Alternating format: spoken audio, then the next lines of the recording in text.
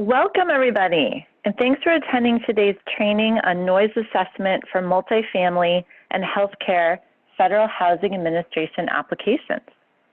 My name is Sarah Jensen, and I'm the Program Environmental Clearance Officer for HUD's Office of Housing. I'm joined by Zach Carter, an Environmental Protection Specialist in HUD's Office of Environment and Energy. Zach is HUD's new subject matter expert for noise. Michelle Granger and Michelle Juma are our technical assistance providers at Enterprise Community Partners.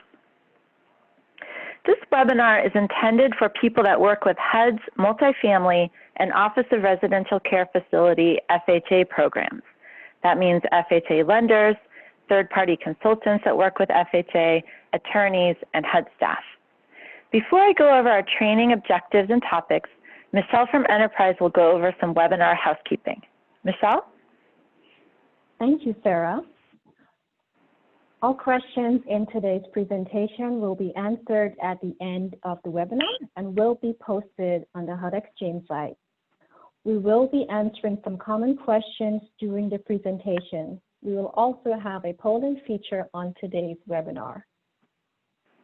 To answer questions in today's presentation, go to minty.com and enter code 823282, or scan the QR code. Once you're there, enter your nickname.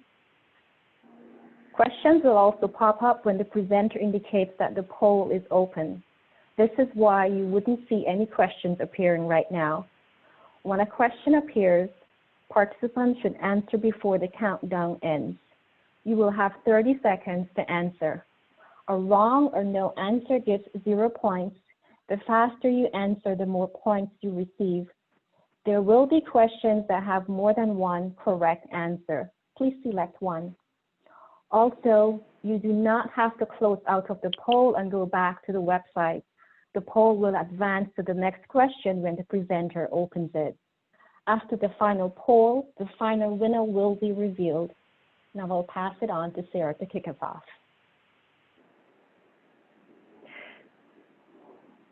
Thanks, Michelle. Can we go to the next slide?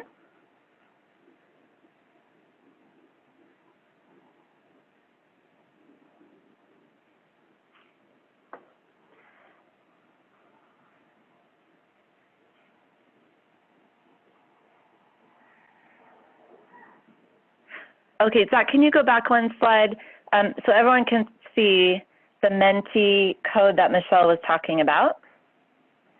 Here's the Menti. So it's menti.com, and the code that you enter is 823282, and we'll put this up again when we get to the first poll question.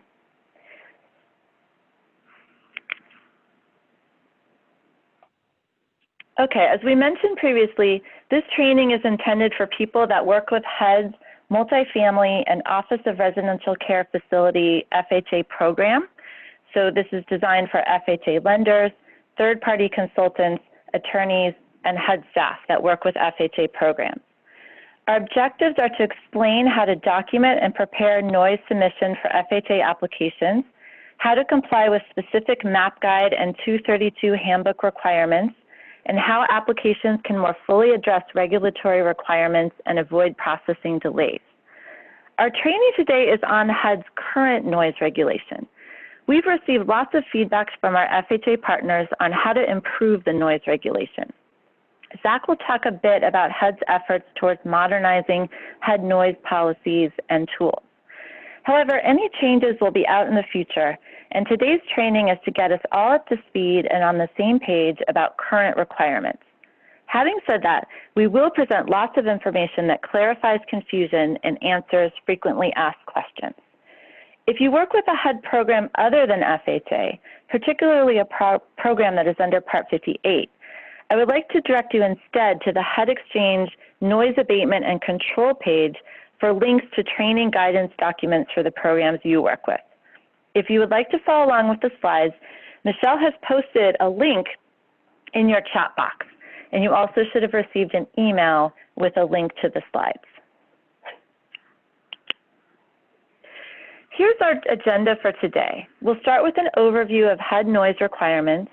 We'll talk specifically about how to document noise for multifamily and ORCF, that's the acronym for Office of Residential Care Facility applications. We'll discuss noise mitigation and what to do if your project site is in HUD's unacceptable noise zone. And we'll end with some policy updates and frequently asked questions, including what's new in the upcoming MAP updates. Please note that we have sprinkled frequently asked questions and clarifications throughout the presentation. These will not all be coming at the end. As Michelle noted, we will have interactive polling questions, and we hope you all participate. Thanks to those of you that submitted questions ahead of time with your registration form. That's really helpful. We've reviewed them and have made sure to cover the ones related to FHA programs during the session today. We have a lot of information to cover today, so we are unlikely to have much time at the end for questions. However, please still submit questions during the webinar via the Q&A panel. We will take as many as we can, and we will follow up in writing on any we miss. There are two caveats. We will only accept questions related to FHA programs, and we cannot accept questions about specific projects. Please direct those to the multifamily office processing your application or lean thinking for ORCF projects, and they will bring in regional and field environmental officers for consultation. Now I'd like to turn the presentation over to Zach. Okay, thanks a lot, Sarah. Really appreciate that. So again, Zach Carter, and I am in the Office of Environment and Energy. And in this first section, I'm just going to cover some basic background about the HUD noise requirements. So what are some of the basic concerns about the impact of noise on residents that led to the Noise Control Act, which is sort of the source of some of these requirements originally being passed, and then HUD's implementing regulations in 24 CFR 51B. A lot of it has to do with the growth of residential developments that are in proximity to some of these main sources that we're going to talk a lot in detail about, like highways, airports, rail lines. There also was data and studies, starting 50 years ago, thereabouts, that increased awareness of some of the health impacts, other impacts like hearing loss, activity interruption, those kinds of things. So this is part of the concern around noise and our residential or healthcare developments. Based on the federal policy to address those impacts, HUD's regulation established a framework, pretty straightforwardly using these, again, some of these basic inputs we're going to talk about, to measure projected noise at a site, future noise at a site that's proposed for use in residential or healthcare development, basically where people will sleep. So these are developments where people will sleep overnight, and then to look at how that development is compatible with that noise environment, and if anything needs to be done to address it at that location. So one of the things we're going to be using is the scale of decibels. And so these are some comparisons just to give you a sense up front of what a decibel is and relative to things you may have experienced. And these are examples where, specifically of acute sounds in the decibel level, but a lot of what we're going to be talking about during the presentation is going to be in an average, a time average noise level, meaning if you have 24-hour day, 365-day year average noise level of, say, 72 decibels, that's going to be, an equivalent kind of all the time to what you would think of as maybe the upper end of the range of speech in terms of an acute event. So this is just kind of to give you some context. You can see maybe a very busy crowded street would verge on 90 decibels, particular time, train horn, 100 decibels. So when you're very close to those sources, that would be the level. But again, we're talking about a time average level. So let's just kind of give you context for that. This is just some of the same information, just on a scale. So looking at the threshold, there is also shown where you start to affect hearing damage or feeling or pain relative to some of these benchmarks. So the first step in evaluating noise under HUD's noise regulation is, projecting the noise level at the site. That's, again, measured in decibels, and we're using a time average scale, which has a nighttime penalty called day-night level, or DNL. And again, for HUD purposes, we're only going to include specific sources. So that's going to be airports, roadways, railroads, and military sites, or very specific type of industrial sites where you might have loud sounds, which we'll discuss later. And the noise from those sources is going to be projected 10 years into the future, particularly where it's likely to change, such as if you have, an increase in traffic on a highway or growing area like that. And if we were talking about just the time average scale without the nighttime penalty, that would be a lot of times referred to like decibel LEQ, or continuous average sound level. But HUD, again, focused on residential and healthcare where people sleep overnight. We're looking at the day-night, and that means there's a 10 decibel penalty when for the noise you have between 10 p.m. and 7 a.m., so normal sleeping hours. So after the projection is done and you've quantified the noise level at the site in the scale, the site's classified. We're talking here about new development classified into acceptable, normally unacceptable, and unacceptable ranges. So these are from section 51.103 and 51.104 of HUD's regulation. Acceptable 65 and below, normally unacceptable 66 to 75 decibel DNL, and then 76 and above is going to be termed unacceptable. So as I mentioned, because the focus is on residential and health impacts, what we're really looking at in HUD's goal is the 45 decibel indoor level. That's what we're trying to get to for those living in sleeping spaces where people are spending time inside units. So the regulation assumes you get a 20 decibel reduction from standard construction from outside to inside the unit. And that means, if you have what's classified as acceptable level of 65 decibels immediately outside the building, then that 20 reduction is going to get you to that 45 interior goal.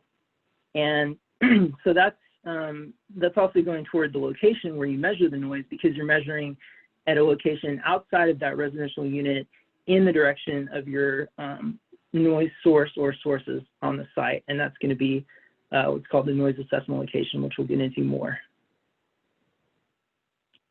So just as background, as far as the health basis, the impact on quality of life basis for some of these levels, it originally came from an EPA report in 1974, and in 2019, Department of Transportation and Volpe Center and HUD worked on updating that, and posted those results of that update to evaluate the effects of noise, particularly in various aspects of health, and identify new scientific developments around noise or areas for further research. So this is kind of the first step in looking at some of the research behind our noise regulation, and we actually continue to work with Volpe, to look even further into trying to modernize some of the policies and make sure that our assessment process is accurate and the policies are accurate to what is out there. So just relating that. Okay, so getting into actually under the current regulation, which is what, as Sarah said, we're talking about today, what does the policy require? So it depends on, processing depends on the type of project that we're looking at. So for example, new construction or conversion of a non-residential to residential use. So, maybe if you had a historic warehouse that's being converted into condos, that would be a conversion we're talking about here. For those projects, a full noise assessment is required. And if you are above 66 or above decibel DNL, you have to mitigate that noise impact in the development. But between 66 and 75, you don't have to have, a special approval as long as it's mitigated. If you go 76 or above for those types of projects and unacceptable, it's not allowed without either an environmental impact statement or a waiver of that requirement. If you get into the, which is, an environmental impact statement would be a 1 to 2 year long extensive study. The EIS waiver process can also be extensive, but we worked on making that more efficient as well. So we'll talk a little bit more about that. If you get into sub-rehab projects, those require also a full noise assessment. What we mean by full noise assessment is you're calculating the actual noise level at the site. You know, mitigation would be strongly encouraged. I mean, basically the expectation would be to mitigate the noise impact if it's a 66 or above for those, unless there's some, you know, specific reason it wasn't feasible.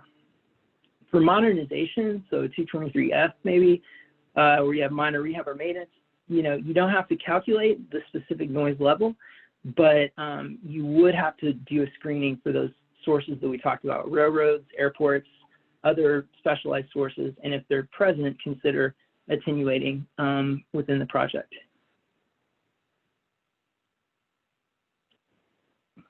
So just to one more kind of point of background, you know, if we're talking about a project requires noise mitigation, what does that mean? So we're going to get into more detail on that toward the end of the presentation, but just to kind of introduce that concept, there's, you know, 3 basic approaches that can be taken to mitigate, and, you know, it gets more detailed than that, but that's kind of the overall. And 2 of them are preferred. So reconfiguring or redesigning the layout is preferred, as well as barriers, because those can protect the outdoor areas at the site as well. But, you know, the third one is probably what we see most commonly, especially where you're talking about mid-rise or high-rise development, because obviously it's, you know, more difficult to protect that with a barrier. So a lot of times for those projects, we see noise attenuation in the structure itself, which usually means upgrading your wall components, window components, door components. And we're going to talk in more detail about how to quantify that in the environmental review, and you know, show that you're meeting that 45 again interior goal.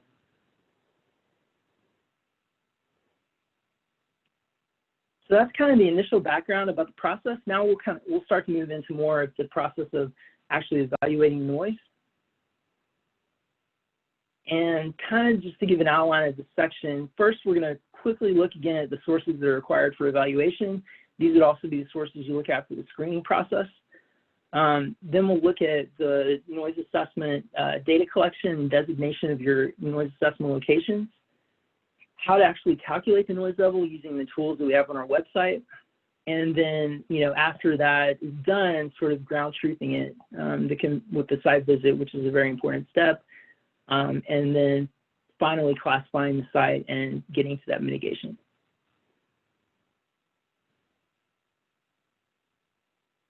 So we talked about these 3 sources.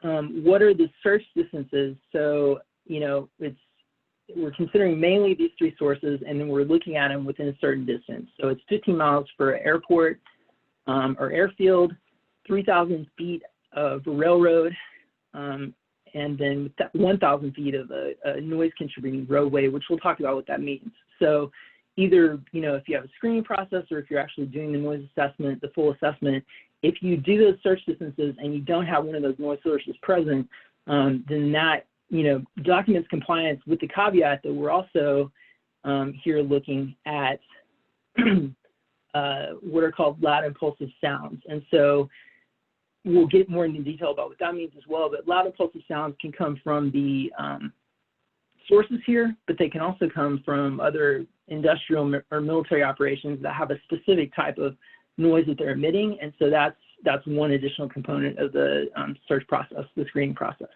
So if none of those sources are present, that completes the analysis. And if they are, you have to get into calculating it. So as we move into that section of the presentation, we're going to be doing our first poll. And for that, I'm going to pass it to Michelle to provide a review of how you can participate in the poll. Thank you, Zach. And as a reminder to our attendees today, in order to answer questions in today's presentation, you may go to menti.com and enter code 823282, or you may scan the QR code that is currently showing on the screen. Once you're there, you may enter your nickname. The questions will pop up when the presenter indicates that the poll is open. This is why you wouldn't see any questions appearing now. When a question appears, participants should answer before the countdown ends. You will have 30 seconds to answer. A wrong or no answer gives 0 points. The faster you answer, the more points you receive. There will be questions that have more than one correct answer. Please feel free to select one. Also, as a quick note, that you do not have to close out of the poll and go back to the website. The poll will advance to the next question when the presenter opens it. After the final poll, the final winner will be revealed, and I will pass it on to Sarah to kick us off for our first poll. Thanks, Michelle. Okay, our first poll question is a frequently asked question. Which of the following activities does not require a full noise calculation in HEROES? A, new construction and conversion to residential requiring an environmental assessment. B, substantial rehabilitation requiring an environmental assessment. C, refinance and rehabilitation that is categorically excluded subject to related laws and authorities, including noise abatement. The poll is now open, and you'll have 30 seconds, a little more than 30 seconds, to respond.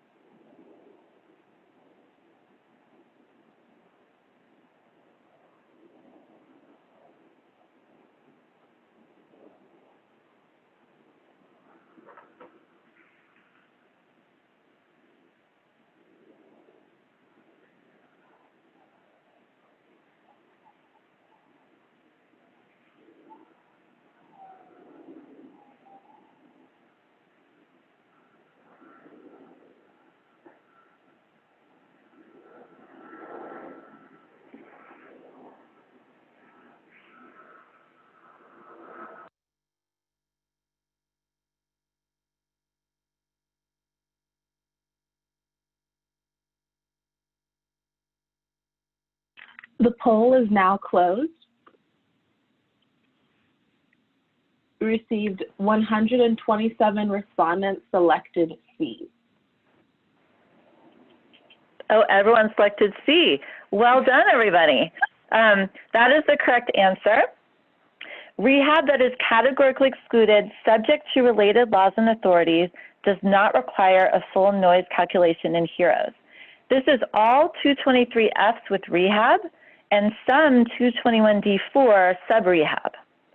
As an aside, if any of you would like a refresher on how to determine the correct environmental levels of review for FHA programs, for example, what is categorically excluded, what requires an environmental assessment, please come to our upcoming HEROES training on September 15th.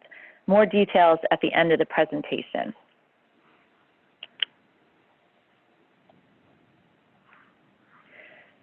So the HEROES questions and prompts actually change based on the activity and level of review. So HEROES will walk you through what is needed. And before Zach gives more detail on noise requirements, I just wanted to show how this looks in HEROES. So let's think of two example projects with rehab. The first is a 223F with rehab, and as I noted before, 223Fs with rehab are always categorically excluded subject to, sometimes abbreviated to CEST, as you see on this slide. At the CEST level of review, HEROES requires you to screen for noise sources and evaluate attenuation measures feasible within the scope of rehab. The second project is a 221D4 substantial rehabilitation. Our example project is above the categorically excluded threshold and requires an environmental assessment level of review. For this level of review, HEROES requires a screen for noise sources and a noise calculation.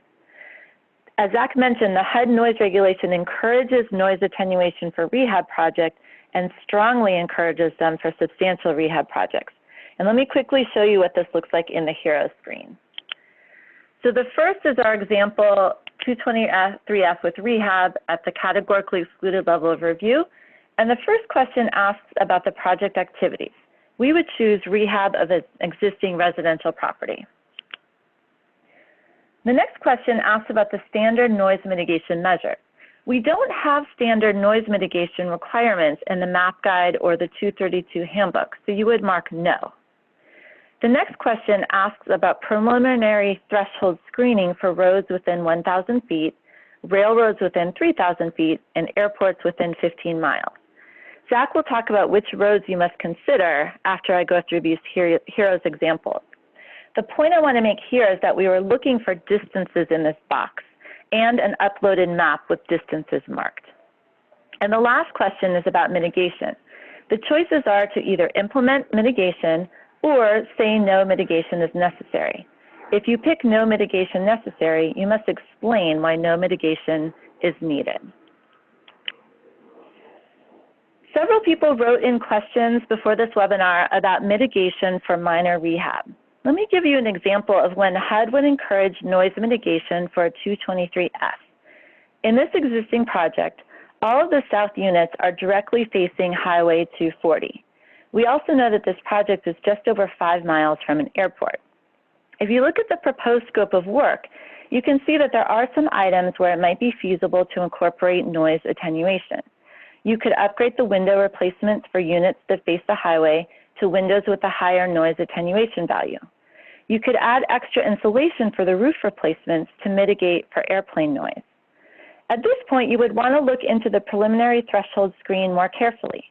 For this case, we learned that the airport noise contours do not extend to this project, and in fact, the flight path is in an entirely different direction, so there's no need for noise mitigation in the roof replacement.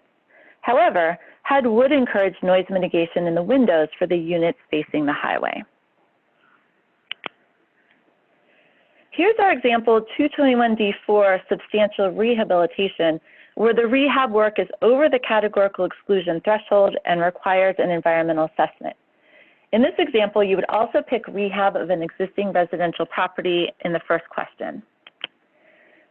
The next question asks about preliminary threshold screening, and in this case, noise generators were found within the distances. And then the next question requires a full noise assessment calculation, which Zach will explain how to do in more detail. This project is in the normally unacceptable range, and therefore HUD strongly encourages mitigation. Because this is a sub-rehab project, HUD expects that there would be opportunities to incorporate noise attenuation into the project. Although the noise regulation does not require mitigation for substantial rehab, HUD may choose to reject a project with unacceptable noise impacts if attenuation is not feasible. The final example I want to show is a 221D4 new construction project. This time you would mark new construction for residential use. Oh, sorry, one more slide ahead. Here's what we would mark: new construction for residential use. Then again, you go through the preliminary screening, followed by a full noise assessment calculation. This project is in the normally unacceptable range as well, and for new construction, mitigation is required in order for HUD to approve this project.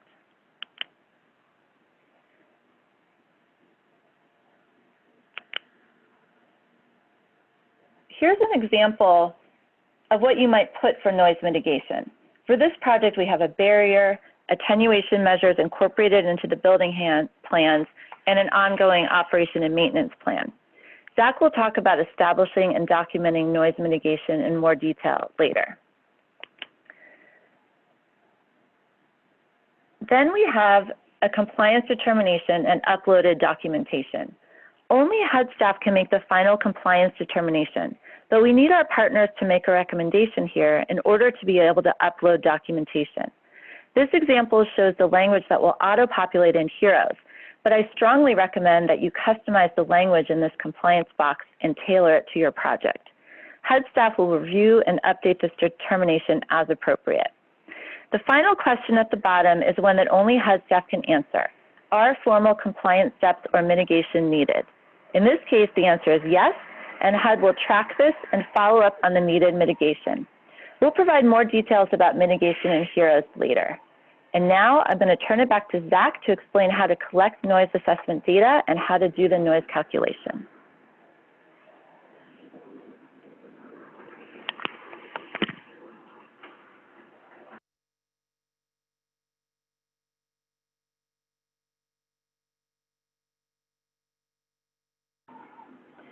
Zach, you may be muted. We can't hear you.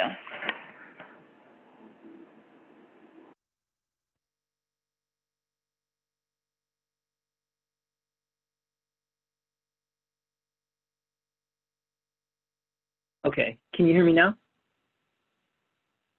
Yes, yes, we can hear you now. Okay, great. Okay, so thanks a lot, Sarah. Appreciate that. We're going to talk more about gathering data, as you said, which is a really critical part of the process. But first, we are going to kick this section off with another poll question, question number 2.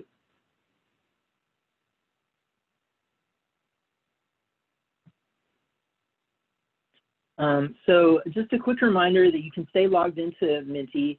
If you closed out the poll, if you're now just joining us, please go to minty.com. And again, the code to use is 823282. So this question is, which type of road within 1,000 feet of the project site does not have to be analyzed in the HUD noise assessment? Is it interstate and other highways or large roads for which data is available? B, small roads for which traffic data is available? C, roads for which data is not available based on a web search? Or D, small roads for which data is not available as confirmed by state and local road planners? So the poll is now open on minty.com with the code displayed, and you have 30 seconds to answer the question. The poll will close automatically, and you should be able to see the question and the options.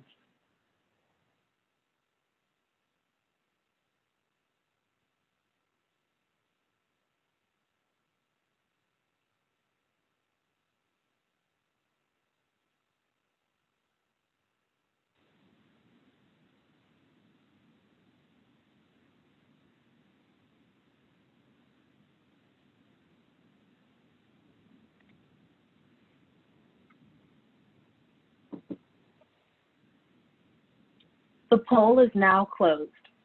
5 respondents selected A, 22 respondents selected B, 5 respondents selected C, and 99 respondents selected D. Okay, great. Thanks, Michelle. So it looks like the majority got the correct answer, which is D. So it's going to be small roads for which data is not available, and we want that to be confirmed by the state or local road planners, the organization that makes data available for roads in that area. So one question on this topic, and I think we had this in some of the registration questions as well, is what is a major road? So the regulation actually, itself just talks about roads that contribute noise. And the Noise Guidebook introduction discusses, quote, significant roads. And HEROES questions, I believe, also maybe talked about major or busy roads. So there's a few different terms out there. But basically, the question is, what are the roads that have the potential to contribute noise to the project? And those are the ones that we want to, analyze in the review. And so depending on how close the road is, it's really hard to have a specific cutoff in traffic volume. It'd be nice to, but when you have a small road that's very close and, for example, has heavy trucks, even a low traffic volume can impact the site noise level in a way that matters.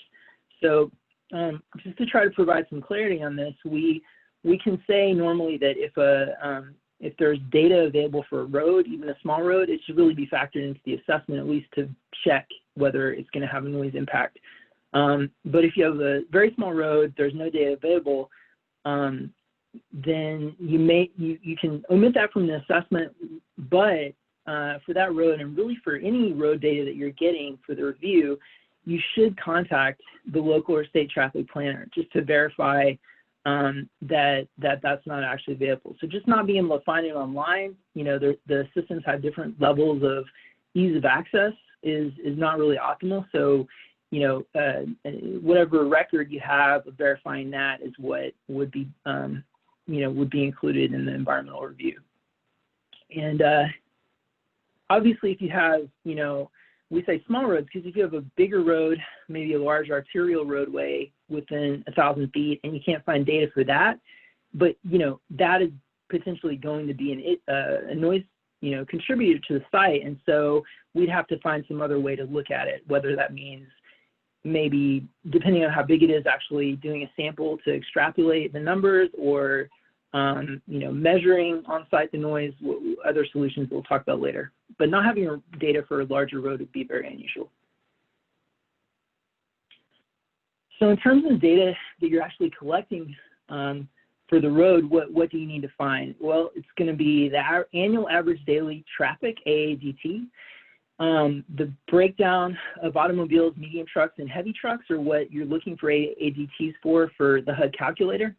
And again, requesting it from the traffic planning agency, for example, state DOT, is best, and it's best to ask them for their official 10-year projection because that's required for HUD's review, and having the official projection from them is going to be more accurate than just kind of a general estimate based on growth in the area. And then also we need the percentage nighttime, if possible, by the class. So what do we mean by class? So the average annual daily traffic counts, the planning agencies put out are going to be a breakdown using federal highway criteria. So that has more categories than HUD's 3 main categories of vehicles. So to talk about how to translate that, generally, HUD automobiles, it translates to cars, pickups, and vans. And the classifications, medium trucks for HUD is going to be 2-axle single unit trucks, 10 to 26,000 pounds in federal highways terms. And then the heavy trucks will be all other classes of trucks, including long buses. So also the 10-year projection, night percentage by class is very helpful and accurate to have. And it's a really good idea if you can't find this level of detail in the data, to check with your HUD contacts, as they may know where to look for that as well. So when we say the vehicle classes, here's the federal highways classes. So you can see, only that category number 5, single unit 2-axle trucks, is going to go into that medium truck category for HUD. You can see that all the other truck classes, besides pickups, are going to be heavy trucks. So that's a question we get a lot. If a state just reports AADT and then there's a truck percentage or just a truck AADT, can we split that truck one between medium and heavy?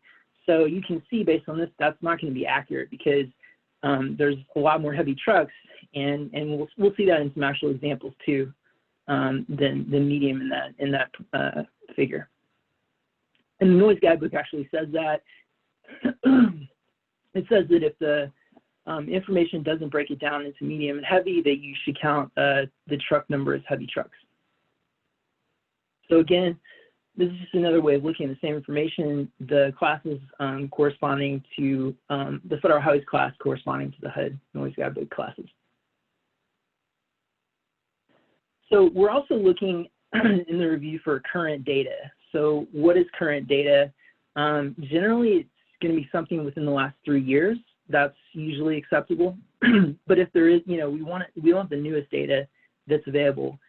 And kind of similar to what we talked about with small roads where how do you know if data is available? It's the same thing for currency. We're looking to verify. If we say, well, there's not data within the last 3 years that's available from the state or from the local planning agency, we'd want to actually have the contact with them to verify that that's the case.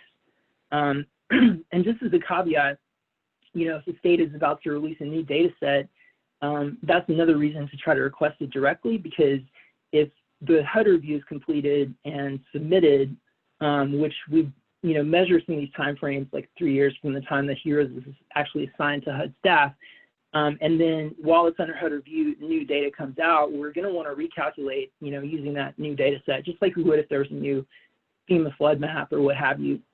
So it's always best to kind of verify the data as current as possible.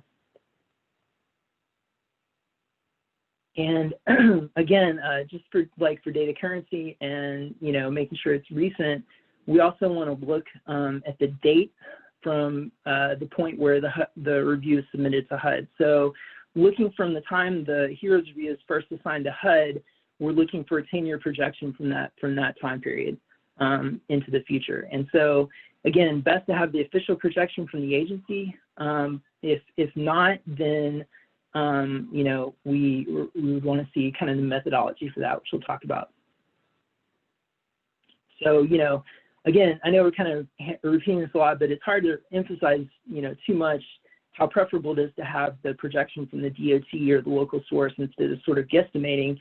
And if you have to, come up with an alternative method for that 10-year projection, then a specific method that is based on the historical trends. So usually you'll have past years of traffic data available. That's going to be better than just a 1 or 2% sort of general growth factor. And it's pretty easy to do that extrapolation based on historical trends. So I'll show an example of that coming up as well. So for, here's a map that you might see. This is from Florida Department of Transportation. This shows the traffic ADT. I think right now it's in the truck ADT mode for South Dixie Highway in Dade County. And you can see, there's quite a bit going on in the area. So there's going to be, varying levels of growth, and it's kind of tough to project without actual historical data or an official projection. So in this example that came from an actual HUD project, this is what is really optimal, which is the reviewer contacted Florida DOT and got their official projection, their trend line 10 years out, which you can see there is going to be, around 86,000. They have their growth rate that they're using for that based on historical data. And so that's going to be most accurate. Now, if you didn't have that available, you could actually, if you only had the historical AADT and you didn't have the state's projection, instead of doing 1 or 2%, you could actually take those historical data, put them into Excel, and then do, a regression, do a forecast. But you see that you actually end up with something, if you're doing a linear projection, it's going to be higher than what the state's estimate actually is. So that's why it's better, again, to use the official projection, but failing that, to have a methodology like this where you show actually how you're projecting it out. And it's just showing in the chart form as well. And something like this to include in your HEROES review is going to be, if you don't have the official projection, at least showing something like this is going to be more defensible, again, than just a chart with a, 1%, because this is based on, some external reference point. So here's another example from Texas. They have actually a couple of maps that they make traffic data available on. This is the simpler one. So you can see here, it's got the ADT for vehicles and then truck percentage, and it's got a 2035 projection, which, would work because HUDs, you have to go at least 10 years out, but you can also take that and sort of do the same forecast and factor that into just 10 years out if you prefer, which often, you would, because that's a, more realistic sometimes, depending on how far out the growth is projected. But as we said earlier, if you can actually get the traffic data by class, that's going to be much better. So on that previous slide, we were actually looking at a truck percentage of 15.4. So again, for this, we'd have to count those all as heavy trucks because you don't have the breakdown by class. But if you're able to actually get the breakdown by class, which this is from another website the state has, which is harder to access, and really the best way would be contact Texas Department of Transportation, you can see that really the medium truck percentage is going to be 2% out of that, and then the heavy truck is going to be about 12%. So by getting the breakdown by class for that road, you could actually get a more favorable analysis that would not overestimate heavy trucks. But again, you can see here, it wouldn't be accurate to just split that number between heavy and medium trucks. And another advantage of getting the data by class is that you can get a more accurate nighttime percentage. So you could actually figure out for, medium trucks, heavy trucks, and also automobiles, what are the nighttime percentages for each of those. And because of the nighttime penalty and because of the way heavy trucks are treated in the calculator, having that specific nighttime heavy truck percentage is going to make it much more accurate in your analysis. So that's kind of traffic data. To get into another variable the calculator is going to require for roadways, you have gradient. So the default assumption is 2% if there appears to be a grade and it's not known. If there's not a grade, you would have 0 for the grade, but default is 2%. But actually, if you if you think that that's over or underestimating, you could use a topographic map or use the feature of Google Earth where you draw a path line and get an elevation profile to get a more specific gradient. So here, it looks like there's a grade on this road. This is Newton, Massachusetts, the Massachusetts Turnpike. And so you just, can we look at 2,000 feet along this road, and you can see there's about 11-foot change in elevation. So that gives you like 0.6% or 1% gradient, which is, less than the default. For another road, it might be higher. And if the gradient's really significant, like 4 or 5%, it's going to have a large impact on the truck noise. So it's important to make sure that's accurate. So that is basically the process of gathering the road data. So it's a big part of the review. Now kind of moving into addressing railroads. So similar to what we said about roadways, the best source for rail data is going to be contacting the rail operator. But because you're dealing with, private source rather than a public agency with roadways, there's no requirement for them to provide that data. So that's going to be most accurate, but we're going to look at how you can get the rail data if you don't have that provided by the rail operator. And the main source is going to be the Federal Railroad Administration safety map and crossing inventory. If you go to that source, which we're going to talk about, and for some reason the data is not available through it either, a railroad is a significant noise source, so we're going to have to find some other way of dealing with that. It's not going to be, that we eliminate that rail if it's an active rail line from the noise assessment. So here's the links to Federal Railroad Administration's safety map, crossing inventory. They also have an app, which is really user-friendly and very helpful. So highly recommend the smartphone app. So just looking at the calculator example for railroad, the information that's needed to fill in the form here, and it's going to be, the distance, the average train speed, engines per train, operations, which we'll get into in just a second. Okay, so this is an example of what the FRA safety map looks like.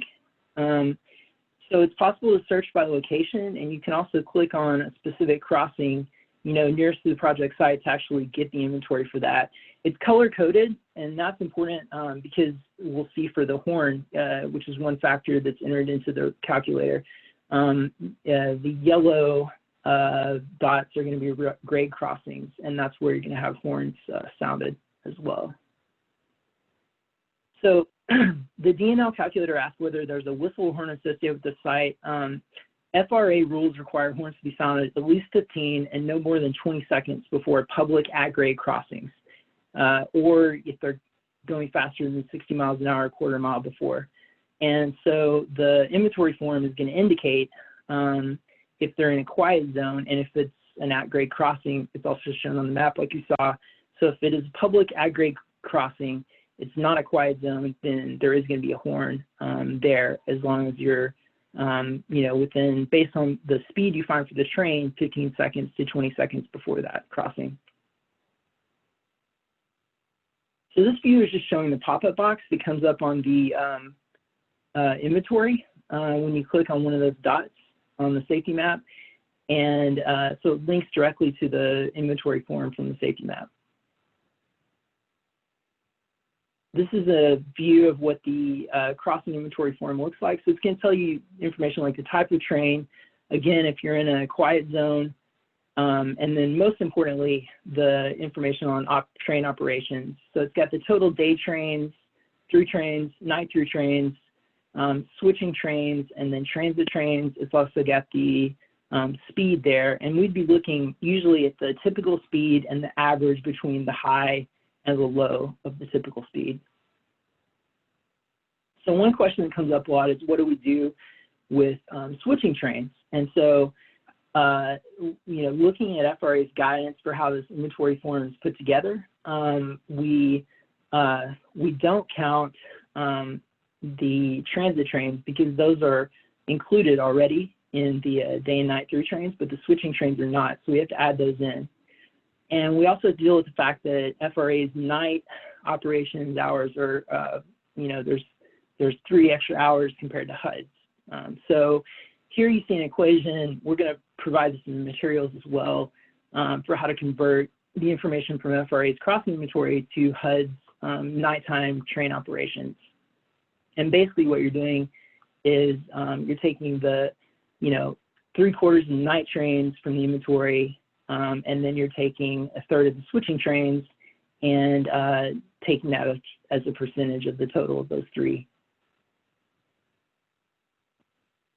So some other things that are, noteworthy when you look at the inventory, you're going to be looking at the timetable speed, the whistle or horn based on quiet zone. And then we have some defaults if you don't have that information. If you have information from the operator, they may be able to tell you the cars per train and engine type and number, but if they don't have that, at least for freight, we have defaults of 50 cars per train, 2 per diesel engine, so default is bolted tracks, but really that's going to increase your noise level. So it's best to just do side observation, and you can, usually be able to observe whether it's welded or bolted, or again, get that from someone who's knowledgeable about the operation. And airport noise source information, that's what we're going to talk about next. So covered rail. Usually airfield data is the simplest to deal with. There is a method in the noise guidebook for calculating airport operations noise contours where you don't have that available from the airport, but that's pretty rare that you have an airport that's significant enough with traffic to be affecting your site, but doesn't have a contour or can't at least provide some estimate or information when contacted about the impact. But there is a methodology for that. So if you need to do that, that's something you would contact HUD to consult on. So we're just covering here how to use the contour map. So you can see this is for Chicago O'Hare. Here you have, a significant, area around the city that's affected by the noise contours from O'Hare. And what you're basically looking for is, are you within the contour area that's marked and marked by the sound level?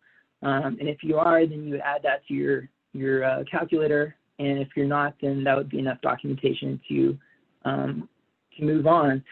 In marginal cases where a site's just beyond a 65 decibel contour and, you have other noise sources, so you need that to be factored in, you may have to extrapolate to, kind of drawing like a 60 decibel zone just to add that extra noise level into the analysis. But that would be when you're very close to that 65 contour and you have already kind of a high noise level.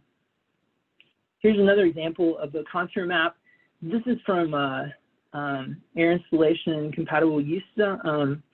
So this is a study that military airfields put out for communities that they're in proximity to. This is in Fort Worth, Texas, at the Joint Base there, and you can see they actually have the 60 decibel contour displayed on this map. So, and we have the 65 decibel contour marked. And as you can see, it does overlap some neighborhoods in the city, so it would have to be factored into the review. And oftentimes the military airfields will have an environmental staff, so that's usually very helpful to contact if you have questions about their ACUs. It's called their contour map. And we just included this one as well. It's from installation in Alaska. It's just sort of interesting because it actually has explosive contours as well. So it's got the not noise contours from the runway, but it also has where you have bombing ranges or munitions ranges, and it's got a weapons and explosives noise contour that you can use there as well. You can see though that it really stays mostly on the base. It's not impacting much of the community except a very small area sort of to the south. Okay, so again, you know, it's always better to have the actual data, but there are a few assumptions you can use if that's not available. So one that we do get questions on a lot is speed. So you're using the posted speed limit. If there's some reason that you can't find a posted speed limit, you know, there might have to be an assumption in that case, but I think that'd be pretty rare. The assumption for nighttime traffic, if that's not available, is 15% of the AADT. And then because, you know, highways have a lot of times class breakdowns, but maybe arterial roads don't. For those non-highway roads, those arterials, there is a default of 92% car, 4% medium truck, 4% heavy truck, but again, that's not highways. And then we talked about the basic train assumptions as well.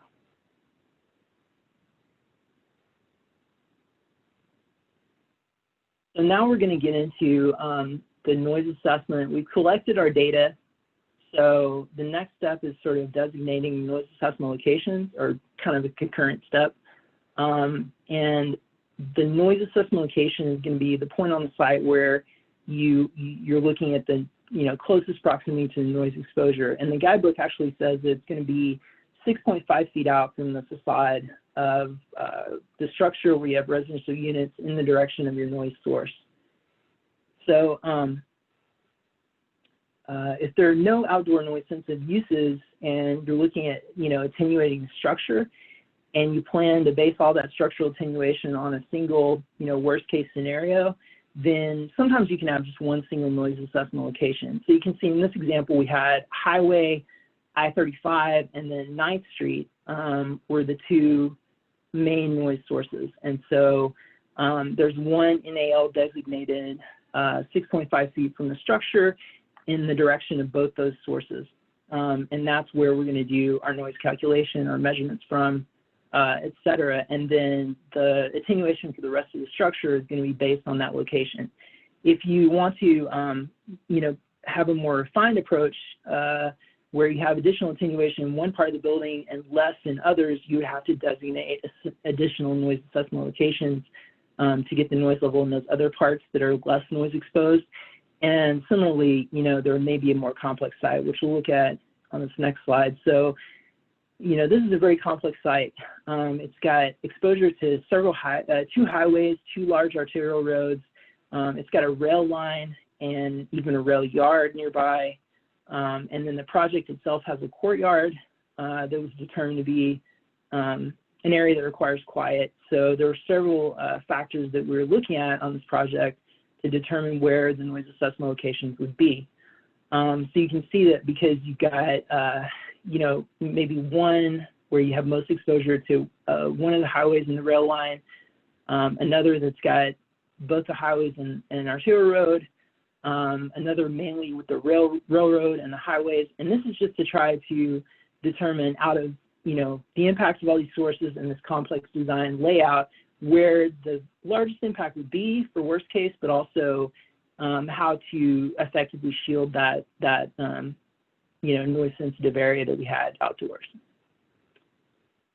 So that kind of covers the basics of setting up the noise assessment and gathering the data, designating the locations. So now we're going to be transitioning to a third audience poll on our next slide, and I'm going to bring that up now. So just a quick reminder again, we're doing this through minty.com. The code is 823282. And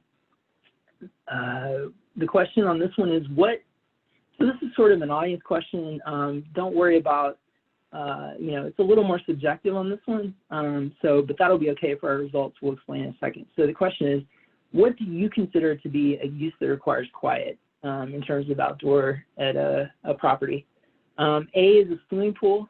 B is a dog run, C is a gazebo, D, all of the above, or E, it depends. So the poll is now open, and you will have 30 seconds to answer the question. It'll close automatically, and then we'll look at the answer.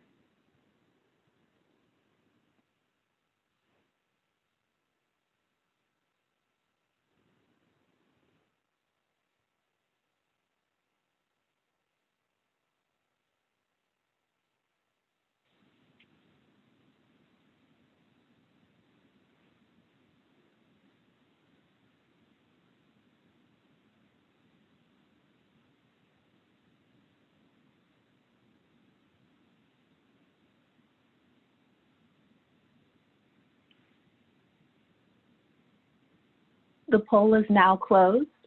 6 respondents selected A, 1 respondent selected B, 16 respondents selected C, 44 respondents selected D, 43 respondents selected E. All right, thanks, Michelle. So that's kind of an interesting mix, and that's kind of, I think, what we were going for with this question a little bit. So all those are going to count toward, you know, the correct answer for our contest, because, you know, as we'll talk about, it does sort of depend on the purpose of the project and the designation of that outdoor area. So it's really interesting, especially the split between all the above and it depends. So thanks for your participation in that. So when we talk about outdoor quiet spaces that are determined to require quiet and evaluated as noise assessment locations, it's going to depend on the purpose of the project, other factors that are evaluated case by case. So, you know I saw in some of the registration questions, you know, it'd be nice if we had a list of outdoor uses that are noise sensitive. You know, that's something that I think we'd like to have. We don't have currently. So currently, you know, these they're evaluated case by case. And, you know, for most projects, HUD is trying to balance the need for project amenities with the need to meet the noise abatement requirements. So, you know, it's something that it's important to explain when you have an outdoor area in the environmental review, sort of how that area is going to be used. It's why having, you know, plans for the site is very helpful, so that the reviewers can understand, you know, why or why not a specific area might be designated as needing to be, you know, shielded or protected from the noise sources that are in proximity to the project. That's kind of with regard to common areas that are noise sensitive. However, for you know, ancillary spaces to individual dwelling units, we have a specific policy that has been in effect for a few years that exempts basically from coverage balconies, provided they meet certain criteria. And so the criteria is that you achieve the interior goal of 45 decibels, you have mechanical ventilation, and there's an operation and maintenance plan for the doors and windows to that balcony area. And we're going to talk about, in the environmental review, HEROES screen, documenting the mitigation in the review for the operation and maintenance plan. So another thing that comes up sometimes is the need to add decibel levels from different sources together. So the calculator does this to some extent, but in certain cases, for example, if you have, you know, different lanes of a road on a grade, you might analyze the uphill grade differently and need to add that to the review.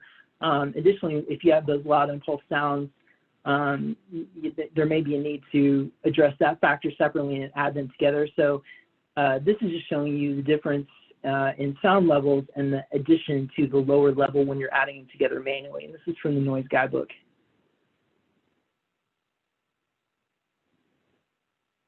So just to sum up, getting the information ready for the calculator, the steps are gathering the data, selecting the noise assessment location, measuring the distance from the noise assessment location to your noise source, inputting the noise source data into the calculator, calculating combined DNL, and then recalculating it based on barriers or mitigation as appropriate. And this is just basically a note to explain the results of the noise calculator, that currently they're displayed in integers. So that's, whole numbers, not decimal values. That's, simplification from this last few months that's gone into effect, and we just want to make sure everyone's aware of that. Okay, so now to look sort of in more detail at a sample project. So this is from an actual HUD review prepared, initially by a third party, reviewed by HUD, and it's going to be near a rail line and sort of a transit-oriented development project. And so we're going to look at setting up the noise calculation. And just one, initial note on here, it's always really helpful to overlay the site plan on an aerial photo, both for measurement and also for orienting the noise assessment location. So, that's something we would, it's so easy to do that, we would normally expect to see that in the review. And it's important to make sure that's lined up, accurately as well. So here we have just the basic points for how you measure the effective distance from the noise assessment location to the noise source, and we'll go through these specifically in the example. So for this site, you can't, in this zoomed in, you can't see the nearest significant road. So, looking at the data, there's mostly small roads around, but there was a sort of a arterial to the north of the site that did have an impact on the calculation and was close enough to the level from the rail that it mattered, so that's the one that was factored in. So just showing you that there. You can see the noise assessment location is 6.5 feet from the corner where you're in the direction of that significant road and closest to the rail line. So this is showing the measurement from the noise assessment location with the map overlay to the center line of the road. So the center line is actually more visible in the next image, but this is kind of the minimum, documentation we want to see for that measurement. And the reason it's measured on the map is because it's not, the road that we're looking at is far enough away that it's not in the plans, so it can't be measured from the plans itself. So the next best thing is to do the overlay and then measure on the map. And just another note, in this view, one thing, here is people ask about what about the barrier effect of sort of the intervening buildings. So, where you have a location where there's maybe a larger parking garage that's entirely blocking a residential building, you have that solid barrier across. That's something that you would calculate using the barrier module that we'll get to. But in this case, you have several gaps between these buildings that at least 2 out of 3 of them are lower than the proposed project, and so you don't get that barrier effect, really in a way that we would factor into the review from those. So we would just count the road as a normal source there. So here you have that segment of the road. You can see the center line better now in it, adjusted for HUD's 10-year requirement. So we've taken their 2038 number and factored that out to 10 years. And because it's a small arterial, it doesn't have the vehicle class breakdown. So we are using the truck percentage as, all heavy trucks. So if you are able to measure the effective distance on the plans, that's always best. So we did have the railroad right-of-way shown on the plans, and as it noted on the earlier slide, if you have sort of a right-of-way like that and the rail line is centered, or the 2 rail lines are more or less centered within that right-of-way, then you can calculate the effective distance by measuring the distance to the nearest edge of the right-of-way and the farthest edge, and then averaging those 2. And so actually measuring that on the plans from the noise assessment location gives you 16 feet to the near edge, 80 feet to the far edge, and that averages out to 48 feet effective distance. And so that's, always going to be more accurate measuring from the plans than measuring from the aerial map, and that's preferred if it's possible. Okay, so now we've got the noise assessment location set up. you've got the road data, excuse me, and so the next step is looking at the rail and determining what runs on it. So before moving directly to the FRA crossing inventory that we talked about, you can actually see, there's a local metro rail station there. So that's going to be, at least some of the traffic is going to be the metro rail on the tracks. So a lot of times the best way to find out operations for that is to look initially at the metro rail schedule, the commuter schedule, and that has, departure times across that station. So that would be one way to get a sense of the, nighttime operations and total operations for the commuter rail. Then to confirm whether that's the only thing on those tracks, looking at the FRA database, you can also see that there's an at-grade crossing at the station, and so there's going to be an inventory form available, and that's going to have, the information whether it's freight or commuter, and here it shows it's actually both, and it shows you which lines run on that track, and also the total movements. So, this can get a little bit tricky because the crossing inventory is actually going to include the metro rail, and so how do you break those out? Because it includes a lot of times the freight operations and then the secondary operations that are on that track, or in this case the metro rail and the secondary freight. So how do you split that out? So again, the best way is to contact the operator, and here the primary one is the metro rail, and so the reviewer actually contacted them, and they provided the information that shows specifically the breakdown between freight, commuter rail, the operation, the time of day, the speeds, the number of locomotives, and that detailed information. And so that was pretty crucial for getting an accurate level from the rail in this case. So after gathering the data for the project, the remaining step is inputting it into the noise calculator. So here on the road DNL screen, you can see we've taken our effective distance as measured, our average speeds, and then counted the trucks as all heavy trucks, and you get 52 decibel DNL. From the rail, the commuter rail is electric, and then we have diesel for the freight. We've got our effective distance measured from plans, average speeds, engines, and rail cars. And so that ends up with a 72 decibel noise level. And so, one thing to note from the noise guidebook is that when there's more than 16 decibel difference between two of the sources, it's going to effectively add 0 to your higher source. So in this case, because of the difference, the road is not really going to matter in the final outcome. It's going to, the rail is going to have the main effect.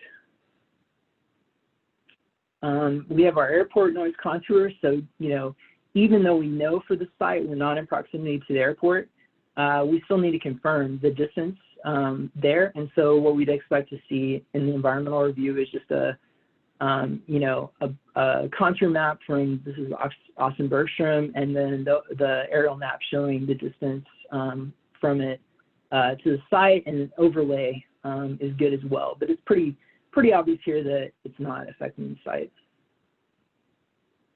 And then finally, the consideration as you're filling out the calculator, do you have loud impulsive sounds? And so this is where we're introducing this concept of the technical definition of loud impulsive sounds and the penalty they add. So it's very specific. These are 1 second or less in duration, and they're fluctuating, well above the background noise level. So some of the ones you might have are rail yards. I think that was the question we had in the registration, is could rail yards be a source of loud impulsive sounds? Yes, often they would be, and that's where if you have a rail line that's going into a rail yard near the project, then that penalty would possibly be added to that source. You have quarries, military operations, that may have maybe jet traffic that's associated with sonic booms, or you have bomb ranges, as we talked about. So what the noise guidebook says is that when you have these types of operations, you are to add 8 decibels to the noise level from that noise source. And so if it's associated with one of the main ones, like we had, especially rail or airport, it would be added to that noise level from the contour or from the calculation. If not, then you would have to do a little more work to figure out, okay, can we get some kind of a range of what the decibel level from this industrial operation might be, or is this a situation where it's so unique that we're going to have to look at some on-site measurement of the noise? And then finally, for this particular site, we had no quiet zone, so there was no horn. So for the rail, no loud impulsive sounds. So the final noise level, 72, the same as what it was from the rail. We're in the normally unacceptable range, needing mitigation, but not requiring special approval. And so we would just document the mitigation, which we're going to talk about how to do shortly, and move on with the review. So to go into the next section, we're going to be doing one more final poll to check your knowledge. So just a final, again, a reminder, menti.com 823282. And so this final question is true or false. If loud impulse sounds are present, HUD regulations require adding 8 decibels to the total noise level for the site after road, rail, and aircraft sources are combined. Is that true or false? And the poll is now open. You have 30 seconds to answer the question. It'll close automatically just like before, and Michelle will announce the results.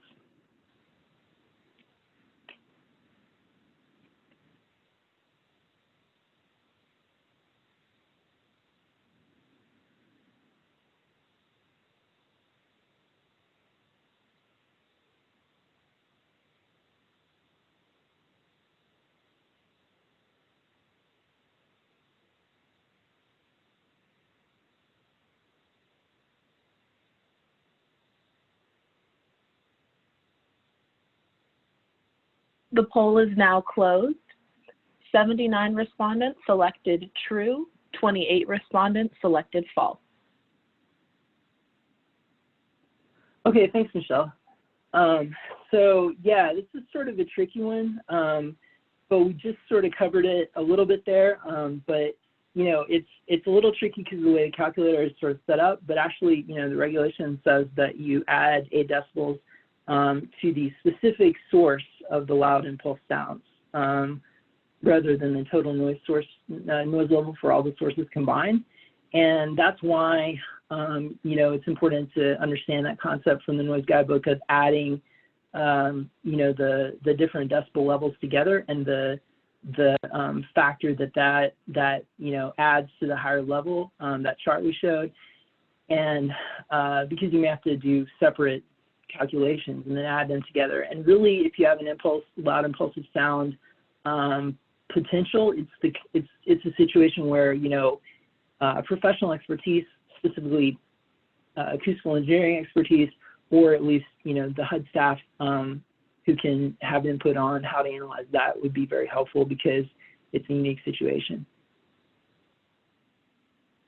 Okay, so after you calculate, yes. Zach, before you go on, there are a couple of clarifications that maybe we could do right now. Oh, yeah. So going back to gathering rail and truck data, there's just one helpful comment that someone sent in, that sometimes cities have information on rail lines crossing the city limit. So that's another potential source of data. And there was one clarification question on medium and heavy truck data. So if it is not separated out, you said that we need to count it all as heavy truck data. So when you're looking, the question is, when you're looking at the noise calculator, there's a line for autos, a line for medium trucks, and a line for heavy trucks. Can you explain how you deal with that medium truck line if you don't have the data separated out? Sure. So when you look at those columns, you actually check at the top to, you can inactivate that medium truck column. And so it's possible to only have the column for automobiles and the column for heavy trucks active. So if you only have the heavy truck percentage and the automobile ADT, you would only do those 2 columns for the calculation, and you would inactivate that medium truck part of it. Perfect. Thank you for that clarification. And just one more, there are some other questions, but we're going to be covering them, so we don't need to talk about them now. But there were several questions that came in on outdoor noise. So one comment is that, we are aware that this is an issue, and we are working on written guidance. It wasn't ready for this webinar, but that will be coming. And several questions come in with this specific question. Is it acceptable to exclude night fraction for DNL calculation for an outdoor common area that is only available during daytime hours? For example, a rooftop patio only open 8 a.m. to 8 p.m.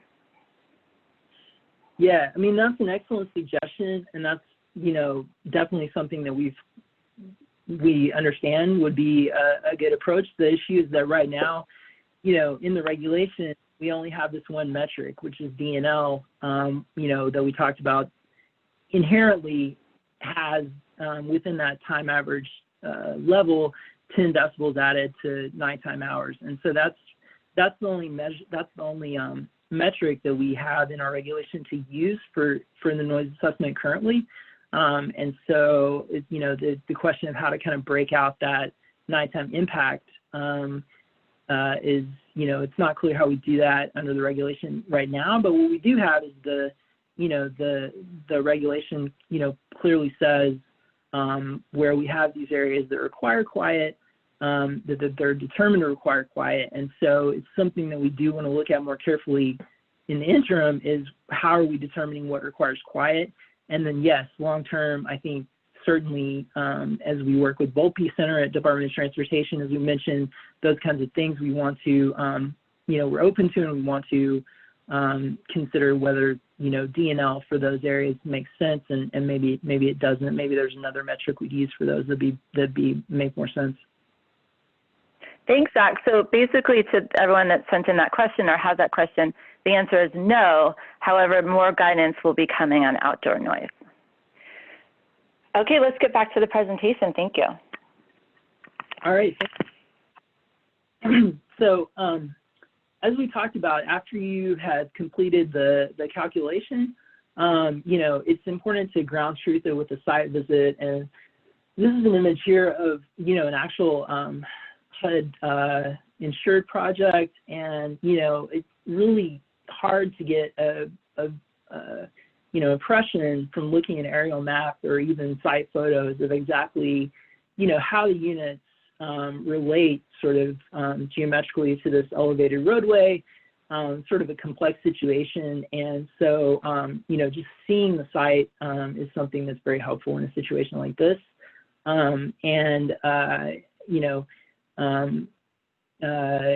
You really want to ground truth it. And on the other hand, you may look at a site and say, I'm coming up with this high noise level. It doesn't really correspond with what we see on the site. It seems very quiet even at hours where we have traffic or we have other things. And so that's where, as we get into alternative methods of analysis, in some of those situations, it might be a case where you want to look at how can we sort of second opinion that result.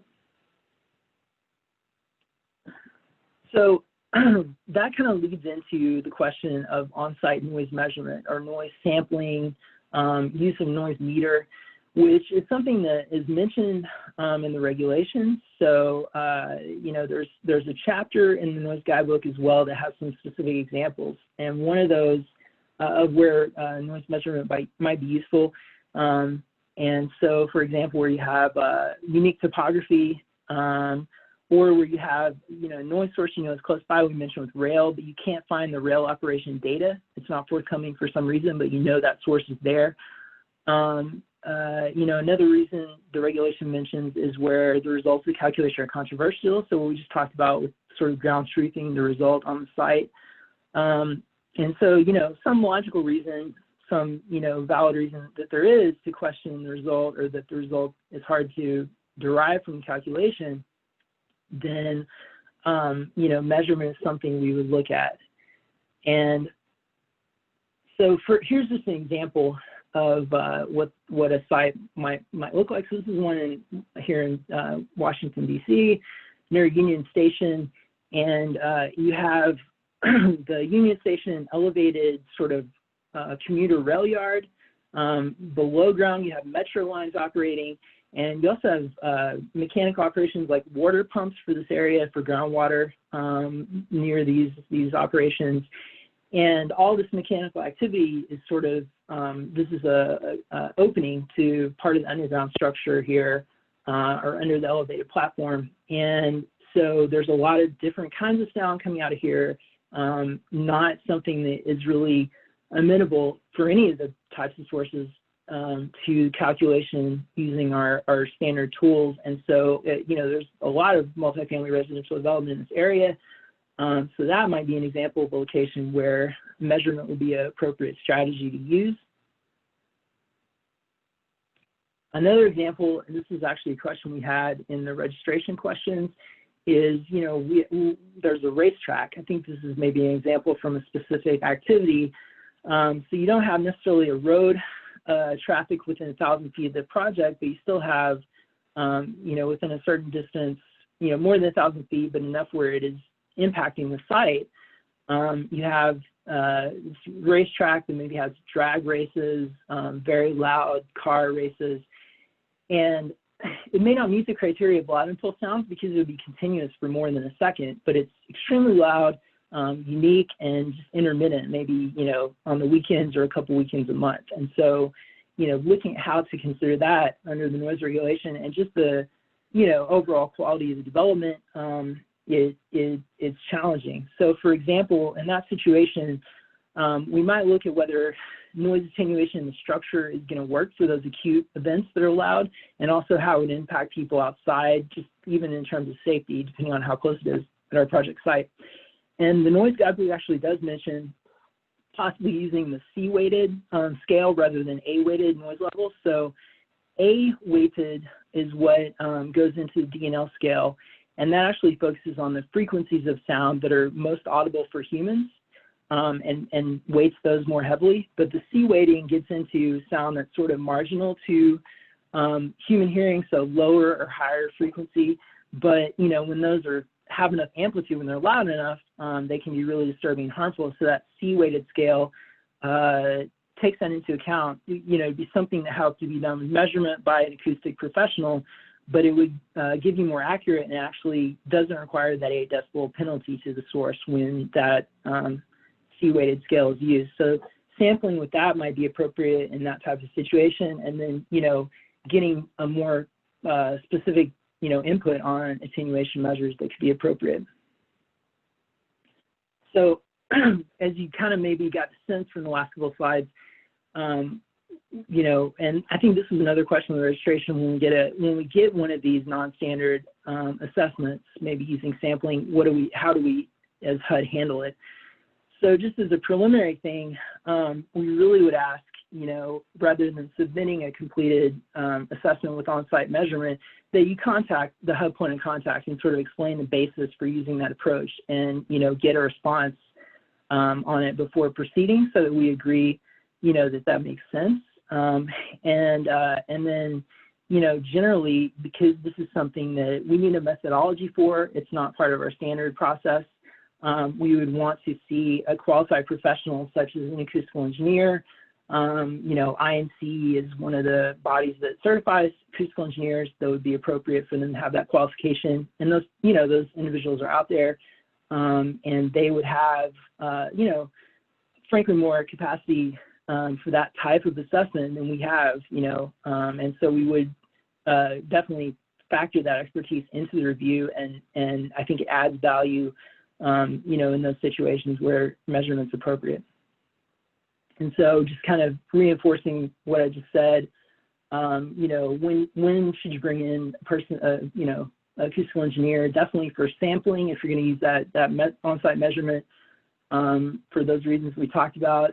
If we have one where an environmental impact statement is required, or a waiver of the EIS because we're 76 or above for new construction, or change in use, then, it would be a really good idea to have someone who can, make those recommendations and improve the attenuation, since the high level of attenuation is going to be needed for those. And then, as we mentioned, the qualification that you'd be looking for there. Okay, and so just to sum up, what's required when you have these levels. So we talked about this earlier, so I won't reread the whole thing, but again, just mentioning, you know, at this point in the process, you've done the calculation, you've ground truthed it, you know what the level is, so based on the type of project, you know whether you have to, you must mitigate in the development or whether it's sub-rehab and strongly recommended, and we kind of expect it unless it's not feasible. So let's talk about actually how we mitigate in projects.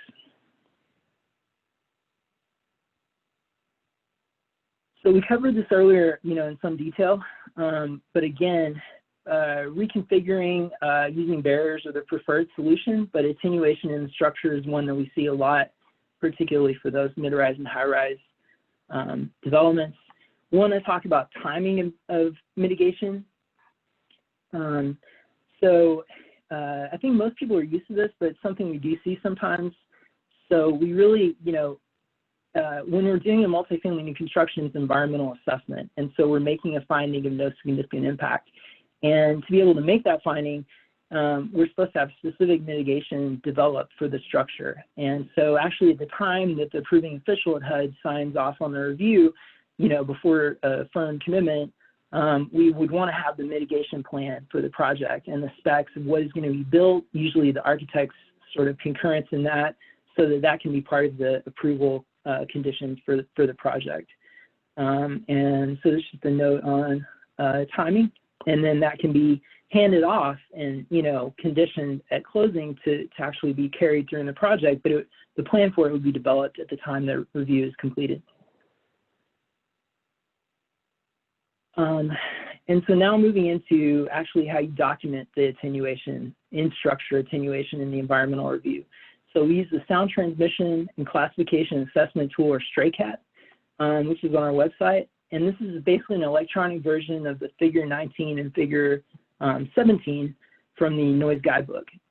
So one of the things to note about this is that the Figure 19 actually talked about what part of the structure are you using for this attenuation. Usually it's either a wall or it can be an individual unit. So to the extent you have pretty much uniform, you know, windows and door configuration on the exterior, you might look at each facade that has the noise impact and do the attenuation level for that. But if you have some specific units that have more unique windows and doors or more noise exposed, then you may need to look at the unit level of attenuation and do that value in STRACAT. And for projects that require sort of a EIS or waiver, we definitely be looking more specifically at some of the units. And this also ties back to the noise assessment locations, because where you just have a single worst case noise assessment location, then you're basically saying that all the facades or units would meet the required STC based on that, that worst case level.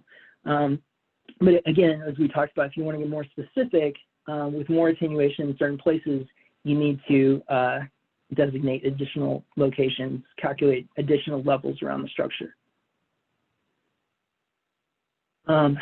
So how much attenuation is required? This is actually in the regulation, and it says that for normally unacceptable 66 to 75, you're going to have 5 STC over standard construction. We said standard construction gives you 20 decibel reduction, so that's 25. If you're 66 to 70 is going to be 25 STC. If you're 71 to 75, then it's going to be 30 STC.